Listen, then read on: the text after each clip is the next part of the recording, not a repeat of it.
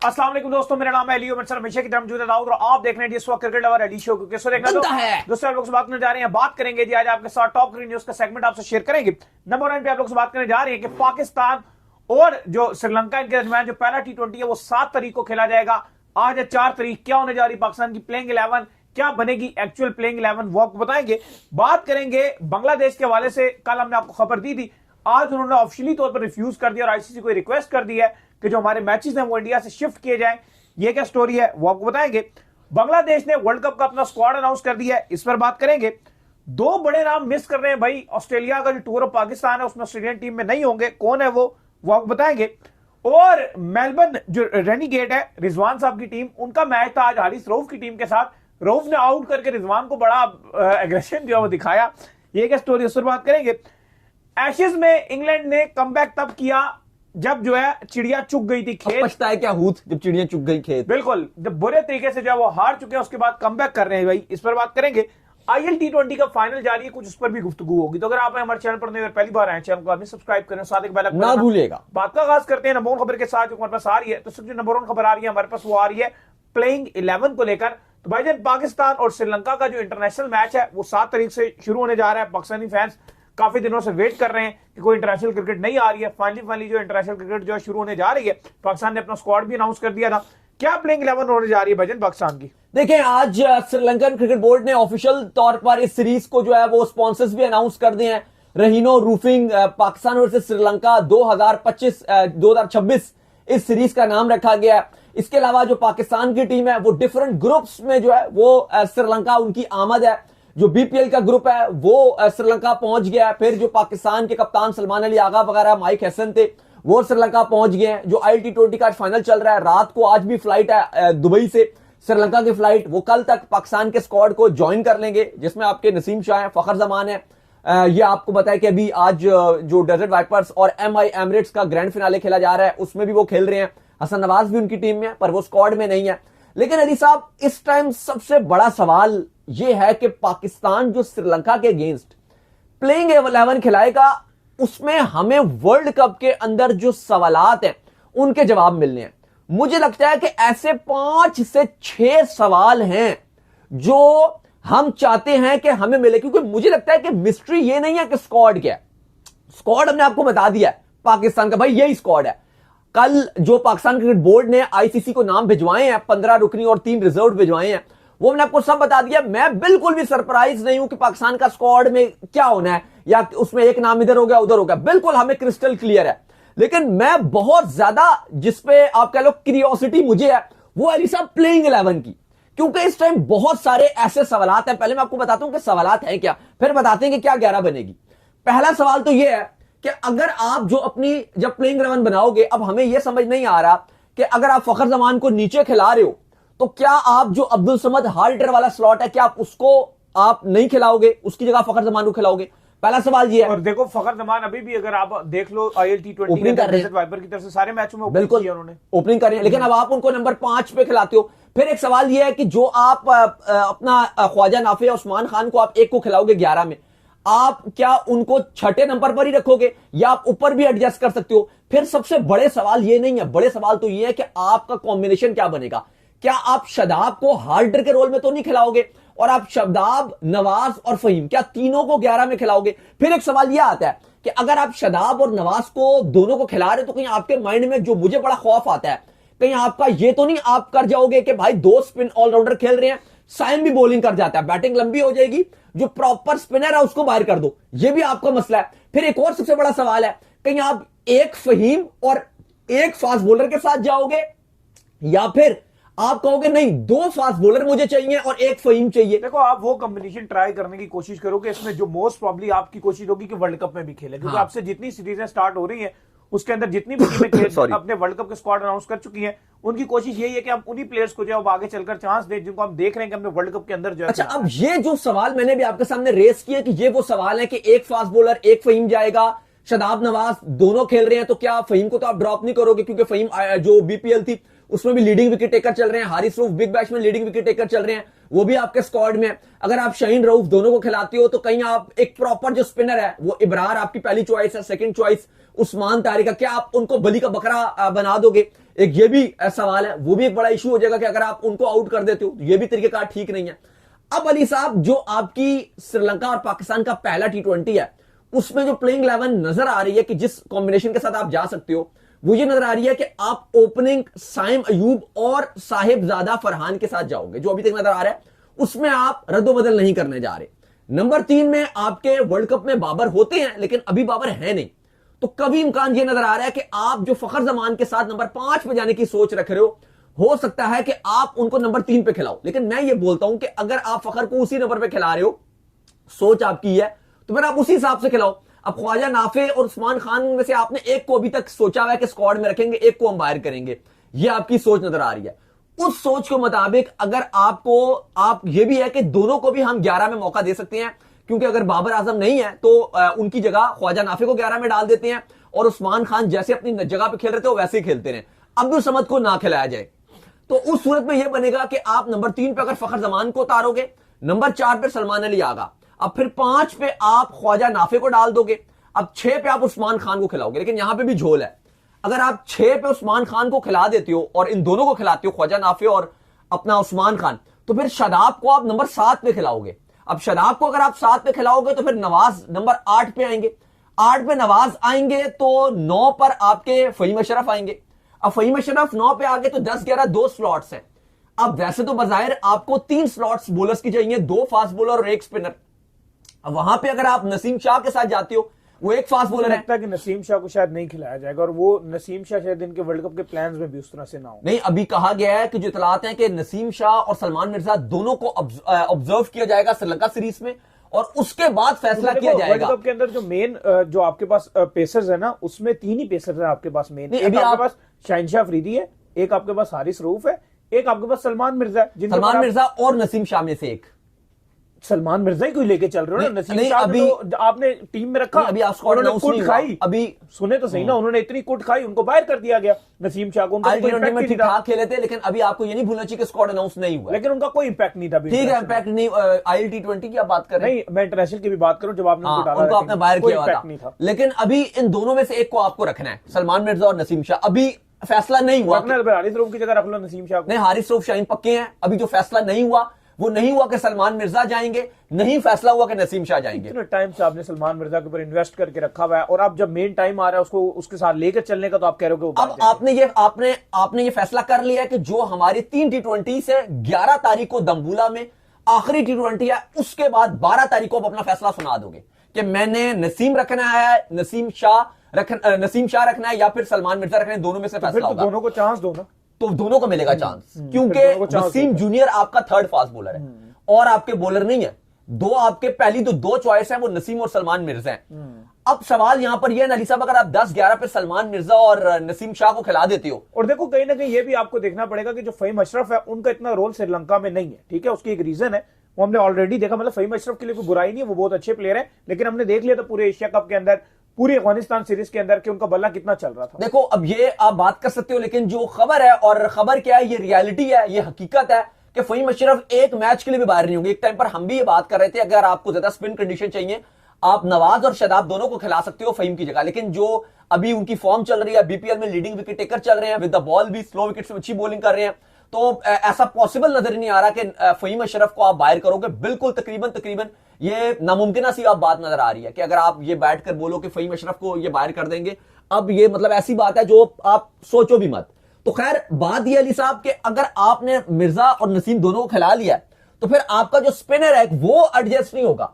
अब उस सूरत में अगर आपको स्पिनर एडजस्ट करना है, शादाब कम बैक कर रहे हैं, वो लाजमन खेलेंगे, शादाब आपका कम बैक कर रहे हैं, लाजमी खेलेंगे। नवाज को बाहर करने के हक में मैं हूं नहीं बिल्कुल, क्योंकि नवाज की जो फॉर्म चल रही है, फहीम को करना पड़ेगा ना आपको बाहर, फहीम को करना पड़ेगा। लेकिन ऐसी भी एक सोच नजर आ रही है कि जो टीम की कॉम्बिनेशन बनेगा वो ये कि नंबर 6 जो स्लॉट है 4 डाउन की, उधर आप विकेट कीपर नहीं रखोगे, ख्वाजा नाफे और उस्मान खान दोनों को नहीं रखोगे। 5 पे आपने एक रख दिया, ख्वाजा नाफे रख दिया, व्हाटएवर, चलो आपने पहले उसको रख दिया, उसको अभी आप लेकर आप चांस भी दे सकते हो। 5 पे ख्वाजा नाफे, 6 पे शादाब, उस्मान खान नहीं खेलेंगे, फिर उस्मान खान नहीं खेलेंगे ना, दोनों में से आप एक को रख रहे हो। तो उस्मान खान ने अभी श्रीलंका के अगेंस्ट रन किए थे। ठीक है, अब चलो मे भी ये हो सकता है कि ख्वाजा नाफे को पहले ना बिठाएं, खिलाएं, उस्मान खान को 11 में मौका दे दें। मेरे ख्याल चांस चले, मैं कह रहा हूं किसी को भी चांस दे दिया, अभी हम वो बात ही नहीं कर रहे। लेकिन अगर आप देखो नंबर 6 पे फिर आपके शादाब खान आ जाएंगे, क्योंकि वो हमने देखा कि T20 में ऊपर के नंबरों पर बैटिंग करना भी पसंद करते हैं। नंबर 6 पे शादाब आ जाएंगे। 7 में फिर आपके आ जाएंगे आपके नवाज आ जाएंगे। 8 पे आपके फहीम अशरफ आ जाएंगे। 9, 10, 11 फिर 2 पेसर आपके नसीम और सलमान मिर्जा आ गए, और एक आपका स्पिनर आ गया इब्रार। अब ये भी एक पॉसिबिलिटी है कि आप, एक और इसमें पॉसिबिलिटी अच्छा वो ये है कि आप अगर उस्मान और अपना ख्वाजा नाफी, अगर आप दोनों को मौका देते हो, या ये भी एक पॉसिबिलिटी है कि आप इनमें से एक को खिला के अब्दुल समद को एडजस्ट कर दो बीच में, यानी कि आप ख्वाजा नाफे को खिला लो। चलो आप कहते हो उस्मान खान पहले खेल रहा था, तो नंबर 5 पे आप यहां पे उस्मान खान खिला लोगे। नंबर 6 पे आप अब्दुल समद खिला लोगे। 7 पे शादाब, 8 पे नवाज, 9 पे फहीम, और एक पेसर खिलाओ आप नसीम और मिर्जा में से एक पेसर, और 11वां हो गया आपका एक इब्रार जो आपकी पहली चॉइस होगी, और फिर उस्मान तारिक भी है। तो इस तरह से आपको कॉम्बिनेशन बनाना है। लेकिन जाहिर है अब जब पाकिस्तान का पहला प्रैक्टिस सेशन होगा श्रीलंका में, तो हमारे पास ज्यादा हमें चीजें समझ आएंगी कि आपकी सोच क्या है और आप अपनी 11 किस सोच के साथ बनाना चाह रहे हो। क्योंकि जो प्रैक्टिस सेशन होता है ना, हमने ना बहुत सारे प्रैक्टिस सेशंस कवर किए हैं, पाकिस्तान के अंदर भी पाकिस्तान टीम के किए और बाहर भी किए हैं।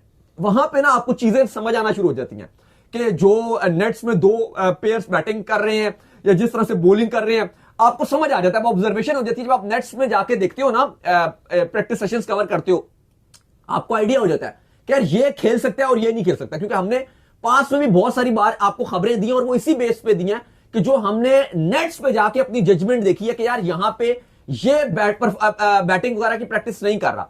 कभी कभी नजर आ जाता है कि ये प्लेयर नजर आ गया कि इसको बता दिया गया है कि आप टीम में नहीं हो, फिर वो थोड़ा सा ना बुझा बुझा नजर आता है, थोड़ा थोड़ा डाउन डाउन नजर आता है। थोड़ा एक बार हल्का सा कर लिया, हल्का सा नेट्स कर लिया, फिर जाके बैठ गए, आराम कर लिया, वो एक जिसको चांस दे रहे होते हैं वो सही एक्टिव हो जाता है। जो नया आता है ना वो सही नेट के अंदर या तो बॉलर हो तो जोर लगा रहा होता है, बैटिंग हो तो सही बैटिंग कर रहा होता है। लेकिन इसमें भी एक बड़ी इंपॉर्टेंट चीज है, वो प्लेयर भी जोर नहीं लगाते जैसे इनको पता है कि हमारी तो 11 कंफर्म्ड है। 100% जिनको पता है वो बिल्कुल वो ऐसा नहीं करते। आ रहा हो जैसे उस्मान ख्वाजा को आपने चांस, सॉरी उस्मान ख्वाजा कह रहा हूं, ये ख्वाजा नाफे को आपने जो है चांस दे दिया, तो वो एकदम नेट में आके सही प्रैक्टिस करेगा कि पता चल जाएगा कि ये आ रहा है। जैसे बाबर है ना, वो जोर नहीं लगाएंगे, उनको पता है कि यार मैंने पूरा मैच खेलना है, तो वो अपने बॉडी पे उतना ही उनको पता है, सबसे ज्यादा उनको अपना पता है अपनी बॉडी का। उनको पता है कि मैंने अपना थोड़ा बहुत जो नेट्स करना है, अपना आपको खाली वार्म अप करना है, और मुझे पता है कि मैंने अपने आपको मैच से पहले या एक दिन पहले ज्यादा अपनी बॉडी पे बर्डनाइज नहीं करना। तो ये चीजें होती हैं जो पता चल जाती हैं। तो ये खैर हमें चीजें पता चलेंगी। अभी पाकिस्तान का कोई भी, आपको पता है कि श्रीलंका में कोई ट्रेनिंग सेशन हुआ नहीं, अभी तो खिलाड़ी पूरी तरीके से पहुंचे भी नहीं है, आराम करेंगे।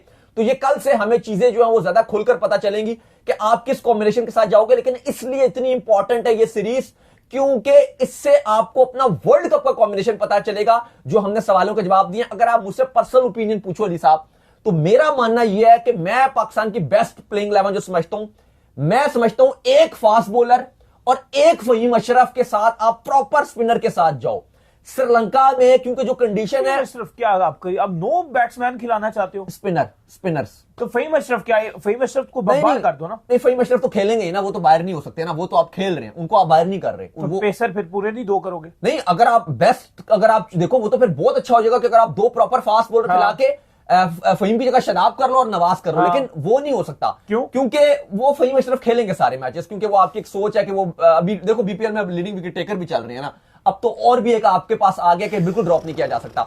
तो फिर मैं ये समझता हूं कि अगर फहीम अशरफ खेल रहे हैं ना लाजमन, तो फिर आप एक फास्ट बॉलर खिलाओ, एक, और आप स्पिनर में ड्रॉप नहीं कर सकता, कुछ भी हो जाए। जो आपका एक प्रॉपर स्पिनर है ना, उस्मान तारिक या इब्रार, मैं उनके बगैर अपनी प्लेइंग 11 नहीं सोच सकता, सीधी जो बात है। चलिए जिसके बाद जो खबर आ रही है पहले आपको बता देते हैं बांग्लादेश के हवाले से। तो बांग्लादेश ने अपना जो वर्ल्ड कप का स्क्वाड है वो अनाउंस कर दिया है। तो क्या वर्ल्ड कप का स्क्वाड है, पहले आपको नाम बताते हैं, फिर बांग्लादेश की जो रिफ्यूज स्टोरी है उसके ऊपर ही बात करेंगे। तो भाईजान, बांग्लादेश ने आज लिटन दास की क़यादत में आईसीसी T20 वर्ल्ड कप का स्क्वाड अनाउंस कर दिया। देखिए, आज तो ऐसा लग रहा है कि बस सुबह से, बल्कि सुबह से क्या, कल से सिर्फ बांग्लादेश ही खबरों में है। चाहे पाकिस्तान की बात कर लें, चाहे इंडिया की बात कर लें, लगातार बांग्लादेश बांग्लादेश बांग्लादेश बांग्लादेश, और कुछ भी नहीं हो रहा। तो खैर, बांग्लादेश ने आज इतना स्क्वाड भी अनाउंस किया है, पहले उस पर बात करते हैं, फिर मामलात पे आते हैं। लिटन दास कप्तान रहेंगे। सैफ हसन जो इस टाइम बांग्लादेश का एक नया रूप दिखा रहे हैं, कमाल किस्म की बल्लेबाज हैं, उनको वाइस कप्तान अनाउंस कर दिया। तंजीद हसन, परवेज हुसैन इमोन, हिरीडॉय, शमीम हुसैन, बड़ी बेहतरीन परफॉर्मेंस दिखाई है शमीम हुसैन ने। अभी आमिर को भी बड़ा जबरदस्त अटैक किया था, 20 रन बनाया था, 80+ की नॉक खेली थी बीपीएल में, क्रूशल नॉक उनकी फॉर्म चल रही है। नूरुल हसन, मेहदी हसन, रशाद हुसैन, नासुम अहमद, मुस्ताफिजुर रहमान, जिनकी वजह से आप कह लोगे एक हाई वोल्टेज ये जो आग चलना शुरू हो गई है, क्योंकि उनका आईपीएल का कॉन्ट्रैक्ट था 9 करोड़ का जो कैंसिल हुआ, जिसके बाद ये सारे मामला गर्म हो गए हैं। तंजीम हसन साकिब, तस्कीन अहमद, सैफुद्दीन और शरीफुल इस्लाम, ये है अली साहब बांग्लादेश का वर्ल्ड कप का स्क्वाड। कल नमीबिया ने भी अपना स्क्वाड अनाउंस कर दिया था। अली साहब ने भी मुझे बताया भी कि जी आपने कल क्यों नहीं बताया, आपने क्यों नहीं उसका जिक्र किया। काफी लोगों ने मुझसे शिकायत भी किया। इनकी बड़ी फेवरेट टीम है नमीबिया। इनको मैंने बताया कि आपकी जो फेवरेट टीम है नमीबिया, उसने अपना जो वर्ल्ड कप का स्क्वाड है, मैंने कहा कि चलें ठीक है, आप पता नहीं कहां सोए। मैंने कहा ठीक है फिर बता देंगे, स्क्वाड तो पढ़ लिया था, लेकिन अब हमने शो में शामिल नहीं किया, थोड़ा टाइम का मसला था, तो उन्होंने बड़ी शिकायत की कि नहीं जी नमीबिया का स्क्वाड कैसे रह गया। खैर जी, तो बांग्लादेश ने वर्ल्ड कप को तो अपना स्क्वाड अनाउंस कर दिया, लेकिन अगली स्टोरी यही आ रही जो हम आपको कल ही बता रहे थे कि चांस है कि बांग्लादेश जो अपने मैचेस खेलने से रिफ्यूज कर देगा। तो यही हुआ, आज बांग्लादेश ने एक इमरजेंसी मीटिंग बुलाई है और उस मीटिंग के बाद बांग्लादेश ने यह फैसला कर लिया है कि बांग्लादेश अपने जो वर्ल्ड कप के मैचेस है वो अब इंडिया में नहीं खेलेगा। और उन्होंने आईसीसी रिक्वेस्ट कर दी है कि हमारे जो वर्ल्ड कप के मैचेस हैं उसको मूव किया जाए और श्रीलंका में उसको शिफ्ट किया जाए, हमें सिक्योरिटी इश्यूज है भाई वहां पर। देखिए आज बांग्लादेश ने बड़ी मीटिंग बुलाई, ढाका में बोर्ड्स की मीटिंग थी, जहां पर हुकूमती आप कह लो कि ओहदेदार ने भी शिरकत की, और उसके बाद एक हतमी फैसला किया गया जो बांग्लादेश की गवर्नमेंट और बांग्लादेश के बोर्ड ऑफ डायरेक्टर्स ने यह फैसला किया गया कि बांग्लादेश वर्ल्ड कप खेलने भारत नहीं जाएगी। यह खबर भारतीय मीडिया में एक बम की तरह जाकर फटी, जिसके बाद भारतीय मीडिया ने जबरदस्ती किस्म का शोर मचाया और उन्होंने कहा कि बांग्लादेश ऐसे लास्ट मोमेंट पे पुल आउट नहीं कर सकती। उन्होंने कहा कि अगर पाकिस्तान और इंडिया का जो कॉन्फ्लिक्ट था और भारतीय टीम ने एशिया कप के लिए पाकिस्तान जाने से मना कर दिया था, तो उन्होंने 6 महीने पहले बता दिया था, 5 महीने पहले बता दिया था कि हम नहीं जाएंगे, हमें सिक्योरिटी मामला आते हैं। बांग्लादेश की टीम आखिरी महीने 1 महीना पहले यह नहीं कर सकती। बांग्लादेश क्रिकेट बोर्ड यह कहता है कि आईसीसी के लिए कोई मुश्किल नहीं है, हम आईसीसी को ऑफिशियली तौर पर यह बता भी चुके हैं और हमने बता दिया कि चूंकि को होस्ट श्रीलंका है तो आपके लिए कोई बहुत ज्यादा लॉजिस्टिक मामलात में मुश्किलात नहीं आएंगी। अब इस पर ना बड़ी अजीब सा एक दोहरा म्यार नजर आता है, क्योंकि भारतीय मीडिया लगातार इस बात पे चीख रहा है कि बांग्लादेश नहीं जा सकती, बांग्लादेश इंडिया से नहीं जाएगी, उसको मजबूरी खेलना पड़ेगा। और वहां पे जो इंडियन फैंस हैं वो कहते हैं कि जाए बाहर बांग्लादेश, हमें कोई फर्क ही नहीं पड़ता, बेशक ना जाए, हमें क्या, बांग्लादेश ना आए। और वहां पर जो इंडियन मीडिया बीसीसीआई है वो प्रेशराइज कर रहा है कि नहीं भी बांग्लादेश आए यहां पे खेलने के लिए। अब दूसरी टीम ऐसी हो जाएगी, एक पाकिस्तान का इंडिया के साथ कॉन्फ्लिक्ट आ गया, एक बांग्लादेश ने जाने से मना कर दिया, तो ऐसा क्या मसला आ रहा है कि वहां पर सारे ममालिक, अब 2 ममालिक हो गए ना, दोनों ममालिक जाने से और वर्ल्ड कप का इवेंट खेलने से मना कर रहे हैं। चलो पाकिस्तान के साथ तो आपका मसला जेन्युइन है, अब बांग्लादेश के साथ तो आप कहते थे कि बांग्लादेश हमारे भाई हैं, ये हैं, वो हैं, कोई चक्कर नहीं, उन्होंने भी आपको खेलने से रिफ्यूज कर दिया, कोई तो मजा है ना। अब इस पर ना जो भारतीय मीडिया रिपोर्ट्स कर रहा है लगातार, वो कहते हैं, जो उनके बड़े बड़े अखबार हैं वो लिख रहे हैं, और जो उनकी मीडिया वो कहती है जी कि देखो अगर आप किसी कंट्री में रिफ्यूज करते हो तो उसके आप जो रीजन बताते हो वो आप कहते हो कि सिक्योरिटी रीजंस है, तो उस पर आईसीसी कहता है कि हाँ जी बताओ। अब बांग्लादेश के पास तो फुली प्रूफ है कि भाई हमारे पास सिक्योरिटी कंसर्न्स हैं।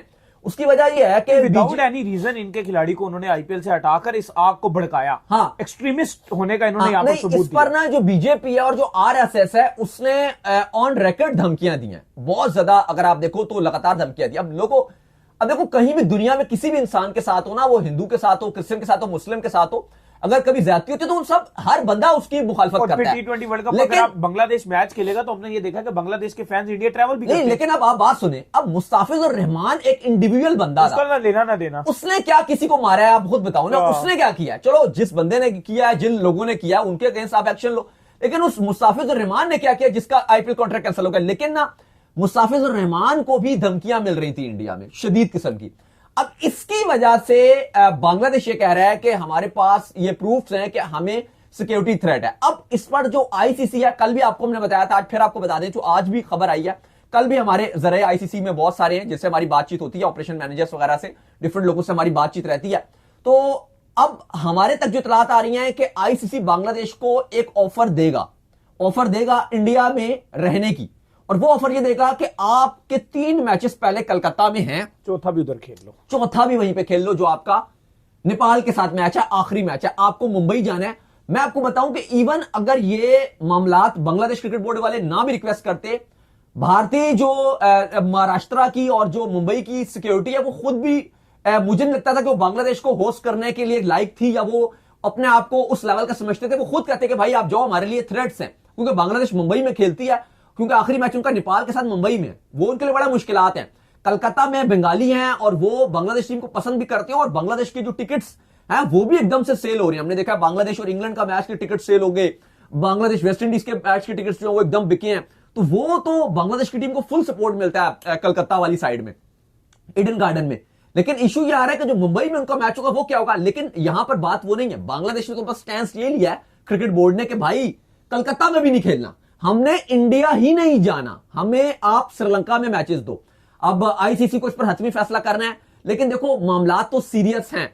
मुझे लगता नहीं है कि आईसीसी के पास कोई ऑप्शन है कि वो उनके मैचेस शिफ्ट ना करें, क्योंकि दो रीजन होती है। अगर तो आप कहते हो कि यार हमारे पास तो कोई ऑप्शन नहीं है, एकदम से लास्ट मिनट पे कौन कैसे एक कंट्री को तैयार करें बैकअप के तौर पे, जैसे पाकिस्तान इंडिया का मामला था, बड़ा मुश्किल था, लेकिन वहां पे भी पाकिस्तान और इंडिया के मैचेस हमने देखा कि न्यूट्रलाइज्ड हुए। यहां पर तो श्रीलंका ऑटोमेटिक एक को होस्ट वेन्यू है, को होस्ट है, प्रॉपर है, ये कोई ऐसा नहीं है कि किसी वजह से बना, प्रॉपर को होस्ट है। तो अगर उनके मैचेस वहां शिफ्ट कर दिए जाएंगे तो कोई बड़ा मसला नहीं बनेगा।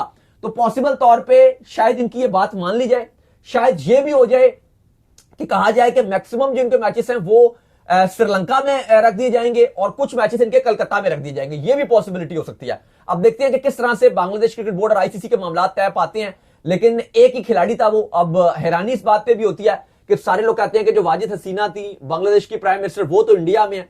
अब एक मुस्ताफिजुर रहमान था, उसको भी खेलने देते, वो आपने ना करके पूरी जो आग है वो बढ़ा दिया, और इस टाइम काफी मामला जो है वो खराब से खराबतर होते जा रहे हैं बांग्लादेश और इंडिया के। खैर, इसके बाद जो अपडेट आ रही है जी हमारे पास, वो अपडेट आ रही है दो बड़े नामों के हवाले से। तो क्रिकेट ऑस्ट्रेलिया ने ये इस चीज को जो है कंफर्म किया है, उनके जो कोच है उन्होंने भी इस चीज को जो कंफर्म किया है कि सिलेक्टर जो है जॉर्ज बेली, उन्होंने ये बताया कि जो हैजलवुड और जो पैट कमिंस है, ये दोनों जो है वो पाकिस्तान ट्रैवल नहीं करेंगे पाकिस्तान टूर के लिए। इवन उन्होंने पैट कमिंस के हवाले से ये भी बताया है कि वर्ल्ड कप का जो पहला फेज है वो भी वो नहीं खेलेंगे। वर्ल्ड कप 2023 में जिस तरह से बाद में आके ट्रेविस हेड ने ज्वाइन कर लिया था कि इंडियन टीम के खिलाफ, याद है आपको वर्ल्ड कप में कैसी सेंचुरी मारी थी, तो सेकंड फेज में उन्होंने आकर जो है टीम को ज्वाइन किया था। ऐसे ही पैट कमिंस जो है हो सकता है जो पहला होगा ना राउंड उसमें ना खेलें और आपका जो अगला राउंड होगा उसमें टीम को ज्वाइन कर लें। देखिए बिल्कुल, आज की बात नहीं है, कल क्रिकेट ऑस्ट्रेलिया के जो सिलेक्टर हैं उन्होंने अपडेट दी। तीनों जो बड़े नाम है जो अनफिट है, क्योंकि क्रिकेट ऑस्ट्रेलिया ने काफी वेट भी किया, इसके बाद अपना स्क्वाड अनाउंस किया, बहुत बड़े बड़े नाम शामिल हैं, लेकिन 3 खिलाड़ी हैं जो स्टिल अनफिट हैं और फिर भी टीम के साथ मौजूद हैं। एक का नाम है पैट कमिंस, दूसरे का नाम है जोश हैजलवुड और तीसरे का नाम है टिम डेविड। तीनों की अपडेट्स दी हैं। टिम डेविड की अपडेट यह है कि वो ठीक जो आपका वर्ल्ड कप है उससे पहले फिट होंगे, पॉसिबल तौर पे पाकिस्तान सीरीज में भी होंगे, शायद उनको एक आध मैच खिलाया जाए, लेकिन कहा गया कि अगर वो नहीं भी खेलते पाकिस्तान सीरीज तो वर्ल्ड कप से तो वो पहले वो पूरी तरीके से फिट होंगे। बिग बैश में वो अनफिट हो गए थे। इनकी अपडेट आ गई कि ये फिट हो जाएंगे और पॉसिबल तौर पर पाकिस्तान सीरीज भी शायद वो खेलेंगे। हैजलवुड का कहा गया है कि क्योंकि अभी वो मुकम्मल फिट नहीं हुए हैं, लेकिन वर्ल्ड कप के पहले मैच से वो अवेलेबल रहेंगे, लेकिन पाकिस्तान सीरीज में हम रिस्क नहीं लेना चाह रहे, हम चाहते हैं कि वो मुकम्मल फिट हो जाए, इसलिए हम पाकिस्तान वाली सीरीज उनको नहीं खिला रहे ताकि वो अपना और टाइम ले लें, एक हफ्ता उनको और मिल जाए, उनके ऊपर लोड ना आए, एक हफ्ता उनको और दे देते हैं, लेकिन वो जो ग्रुप मैचेस होंगे और एंड तक वो फिट रहेंगे। लेकिन पैट कमिंस के हवाले से फैसला यह किया गया है कि वो ना ही पाकिस्तान सीरीज खेलेंगे और ना ही वर्ल्ड कप के इब्तदाई 2 से 3 जो मैचेस है वो नहीं खेलेंगे। पॉसिबल तौर पे जो उनका वर्ल्ड कप का पहला राउंड है जिसमें हल्की हल्की टीम्स हैं, 4 मैचेस हैं, उनमें से एटलीस्ट 3 मैच के लिए तो उनको बाहर कर ही दिया जाएगा। एक मैच शायद खिला भी दिया जाए, टीम के साथ ही वो रहेंगे, जरूरत पड़ी तो एक मैच खिला के थोड़ी सी फिटनेस उनकी देख ली जाएगी, और फिर जब सुपर 8 सेमीफाइनल और अगर ऑस्ट्रेलिया फाइनल में जाता है तो फिर वो मुकम्मल फिट रहेंगे। तो ये एक बड़ी अपडेट है। पाकिस्तान टूर से पहले ऑस्ट्रेलिया ने बता दिया कि हैजलवुड और पैट कमिंस ये दोनों नहीं रहेंगे। याद रहे कि ये दोनों एशेस भी नहीं खेल रहे। बिल्कुल जी। खैर, इसके बाद जो अपडेट आ रही है हमारे पास वो आ रही है, आज जो रिजवान की टीम और हारिस रऊफ की टीम जो है इनके दरमियान जो है मैच हो रहा था। रिजवान ने कुछ रन्स तो किए, लेकिन हारिस रऊफ ने उनको आउट करने के बाद बड़ी सेलिब्रेशन की है जी। देखिए, आज मेलबर्न रेनिगेट्स और मेलबर्न स्टार्स का मैच खेला जा रहा था। पहले बैटिंग मेलबर्न स्टार्स ने बैटिंग की, बोर्ड पर 173 लगाया 9 विकेट के नुकसान पे। रिजवान के ऊपर सवाल तो उठे बहुत ज्यादा, क्योंकि आज भी बहुत ज्यादा स्लो खेले, बहुत ज्यादा टुक टुक किया, 40-41 रन बनाए, रन बॉल के हिसाब से खेले, 4 चौके मारे, लेकिन बहुत डॉट्स खेले। सवाल काफी उठे क्योंकि एक टाइम पर ऐसे लग रहा था कि वो जो इतना स्लो खेले उसकी वजह से उनकी टीम की लग गई, उनकी टीम हार जाएगी उनकी वजह से। लेकिन एंड में आके हमने देखा कि सदरलैंड ने बड़ा तेज खेला, ब्राउन ने 47 गेंदों पे 84, 4 छक्के 9 चौके मारे, और एंड में जो उनकी टीम थी, एक गेंद का बल, सिर्फ एक गेंद का बल उनकी टीम जो है वो 177 बना सकी और इस टारगेट को चेस कर लिया। इस तरह से रिजवान की टीम जो है वो मैच जीत गई। अलबत्ता हारिस रऊफ की परफॉर्मेंस दरमियानी चल रही है, थोड़े से रन ज्यादा खा रहे हैं। 4 ओवर में 44 रन रऊफ ने खाए और 2 विकेट्स भी उन्होंने हासिल किए। अच्छा, इसके बाद जो अपडेट आ रही है वो आ रही है एशेज के हवाले से इंग्लैंड और ऑस्ट्रेलिया। अच्छा, एक रुके भी मैं बता दूं कि आज अली साहब ऑस्ट्रेलिया में 3 मैचेस खेले जा रहे थे। एक सिडनी में खेला जा रहा था जो आपको पता टेस्ट मैच है, एक मेलबर्न के अंदर मैच खेला जा रहा था, ये जो मेलबर्न रेनिगेट्स और मेलबर्न स्टार्स का खेला जा रहा था, और एक एडलेड का मैच खेला जा रहा था दूसरे वेन्यू पे। हैरानी तौर पे जो ऑस्ट्रेलिया का क्राउड था वो अनबिलीवेबल था भाई, इतना क्राउड के आपकी सोच है। एक जगह तकरीबन लगभग अराउंड मेलबर्न में 70,000 की कैपेसिटी पे आया हुआ था। ये जो टेस्ट मैच था सिडनी का, यहां पे अराउंड 40,000 की कैपेसिटी पे आया हुआ था। और दूसरी जगह जो एडलेड वाला मैच चल रहा था उधर भी ऐसे ही क्राउड था। तो आपको सैल्यूट करना पड़ेगा कि ऑस्ट्रेलियावी जो फैंस हैं, 3 जगह 3 डिफरेंट मैचेस खेले जा रहे थे, एक टेस्ट मैच, 2 बिग बैश के अलग अलग वेन्यू पे मैचेस, लेकिन जो आवाम थी वो अनबिलीवेबल थी भाई। ये है क्रिकेट से प्यार, ऑस्ट्रेलियाई कल्चर का। अच्छा, इसके बाद जो अपडेट आ रही है जी वो आ रही है एशेज के हवाले से। तो आज जो है इंग्लैंड और ऑस्ट्रेलिया के दरमियान जो है 5वां टेस्ट मैच का पहला डे जो है हुआ, लेकिन उसके अंदर जो देखने को मिला वो ये देखने को मिला कि इंग्लैंड ने बड़ा डोमिनेट किया। 45 ओवर्स में का सामना जो है वो इंग्लैंड ने किया और 211 रन जो है वो इंग्लैंड ने बनाए। उसमें अगर आप बात करें तो बड़ी बेहतरीन किस्म की इनिंग जो है वो हैरी ब्रूक के बल्ले से देखने को मिली और बड़ी शानदार किस्म की जो इनिंग है वो जॉय रूट के बल्ले से देखने को मिली। कमाल किस्म का जो दोनों ने खेला और 211 रन जो है बोर्ड के ऊपर लगा दिए। देखिए, जॉय रूट ने 72, हैरी ब्रूक ने 78 रन बनाए, इंग्लैंड 211 बना सका। आज बारिश रही, बारिश की नजर ये दिन रहा, लेकिन उसके बावजूद रेस्क्यू किया बहुत ही कमाल किस्म का जॉय रूट और हैरी ब्रूक ने। स्टार्ट को इतना अच्छा नहीं था, जैक क्रॉले 11, बेन डकेट 27 और उसके बाद जैकब बेथल 10 रन बनाकर आउट हुए, लेकिन रूट के 72 और हैरी ब्रूक के 78 और दोनों अच्छा और तेज खेले। 92 गेंदों पे 78 ब्रूक ने बनाए, 103 गेंदों पे जॉय रूट ने 72 रन बनाए।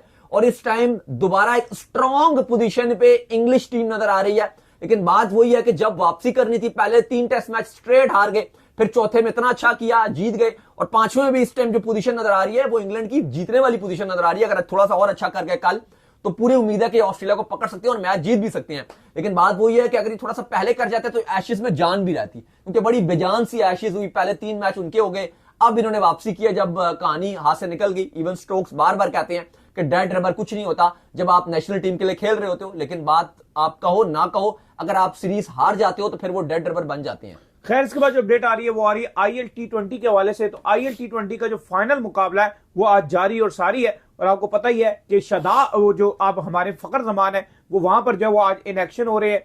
साथ उनकी टीम के अंदर ही मौजूद है नसीम शाह, वो भी इन एक्शन है। क्या चल रहा है? उस्मान तारिक भी खेल रहे हैं, क्योंकि आपको पता है कि जो आज 3 खिलाड़ियों ने रवाना होना है उसमें उस्मान तारिक भी हैं, नसीम शाह भी हैं और आपके फखर जमान भी हैं। और अब मजे की बात यह कि और हसन नवाज तो चलो खेल ही रहे हैं, ये चारों के चारों जो खिलाड़ी हैं वो डेजर्ट वाइपर्स की तरफ से खेल रहे हैं।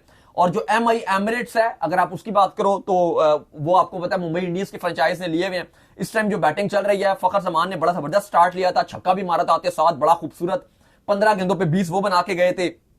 स्कोर तो सब ठीक ठाक लग रहा है कि डेजर्ट वाइपर एक अच्छा टोटल बोर्ड पे लगाएगी और फिर जो MI एमिरेट्स है वो चेस करने के लिए आएगी। तो हम उम्मीद यही करेंगे कि डेजर्ट वाइपर्स जो है ये टाइटल अपने नाम कर ले और ये IL T20 का फाइनल जीत जाए। तो चलिए, उम्मीद करते हैं हमारा शो आपका पसंद आया। वीडियो को लाइक कीजिए, हमारे चैनल को सब्सक्राइब कीजिए, साथ ही बेल आइकन को बजाइए। एक और काम कर लीजिए और वही कर लीजिए, इंस्टाग्राम पर आप जाइए, फॉलो इंस्टाग्राम पे मुझे फॉलो कर लीजिए, वहां पे मैं मौजूद हूं दाऊद क्रिकेट के नेम से। अगर आपको कोई सवाल हो तो भेजिएगा, उनको भी फॉलो कीजिए, मुझे फॉलो कीजिए। मैं ऑफिशियल के नाम से डिस्क्रिप्शन में मौजूद है। नेक्स्ट वीडियो में अल्लाह हाफिज, बाय।